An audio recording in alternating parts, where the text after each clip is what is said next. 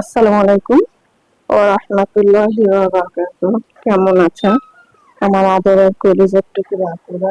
আল্লাহ সবাইকে ভালো ও সুস্থ রাখার তৌফিক দান করুন, এই দোয়া সবসময় করছি এবং আপনাদের দোয়া আশীর্বাদে আমিও ভালো আছি আলহামদুলিল্লাহ। আল্লাহর কাছে শুকরিয়া জানাচ্ছি।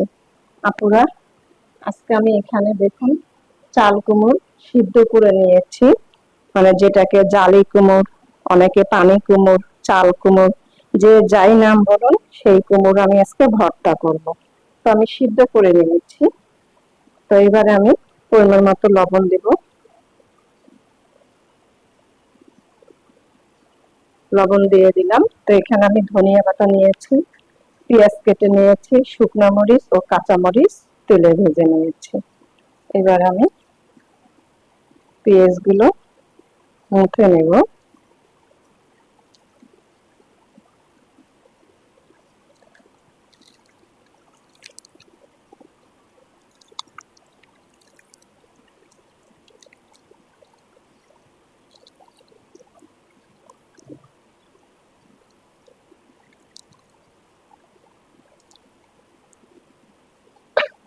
কাঁচামরিচ একটা দেব, মনে হচ্ছে ঝাল হবে, একটা রেখে দিচ্ছি।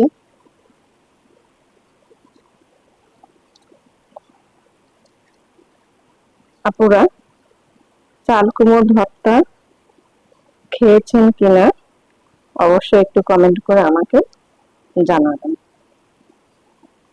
আমি ধনিয়া পাতাগুলো এখন একসঙ্গে মুখে নিচ্ছি।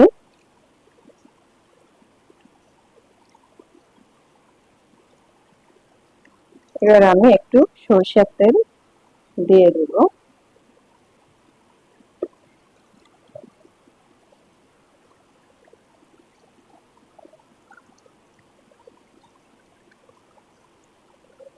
এই চাল কুমড়োর ভর্তা কিন্তু আপুরা অনেক মজাদার খেতে, এবং এর পাতা, চাল কুমড়োর পাতাটাও রান্না করেও খাওয়া যায়, ভর্তা করেও খাওয়া যায় এবং বড়া বানিয়েও খাওয়া যায়। এবার আমি দেখুন কত সুন্দর গলে গেছে, একদম গলে গেছে।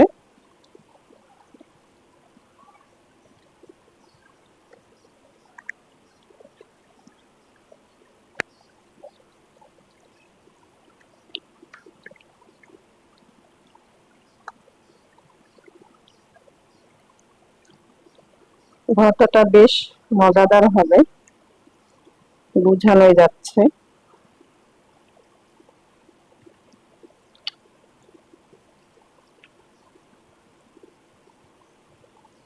চাল কুমড়োটা এমন জিনিস, এর পাতা থেকে ফেলানো যায় না। চাইলেই চাল কুমড়োর চোকলা ভাজি করে রান্না করে খাওয়ানো যায়, আবার চাল কুমড়ো ভাজি, সবজি এবং চিংড়ি মাছ, ইলিশ মাছ দিয়ে ঝোল রান্না সবকিছুতেই খাওয়ানো যায়। আর এই খাবারটা অনেক উপকারিতা, ভিতরটা ঠান্ডা থাকে।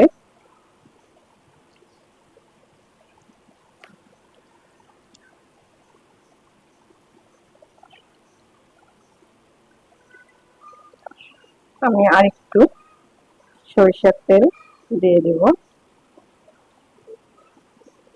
বেশি দিব না, সামান্য।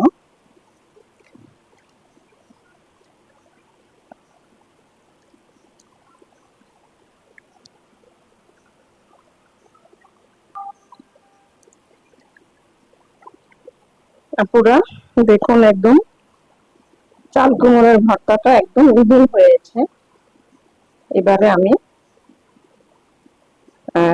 বাটিতে নিয়ে নিব।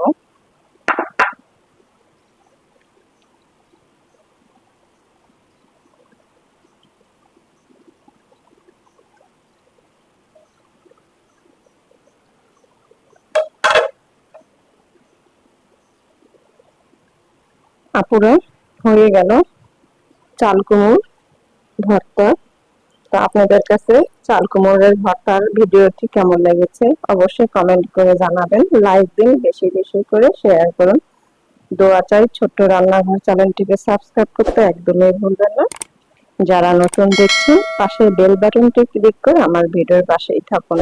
সবাই ভালো থাকুন, আল্লাহ সবাইকে সুস্থ রাখার তৌফিক দান করুন, এই দোয়া কামনা করে রেখে দিচ্ছি। আসসালামু আলাইকুম ওয়া রাহমাতুল্লাহি ওয়া বারাকাতুহু।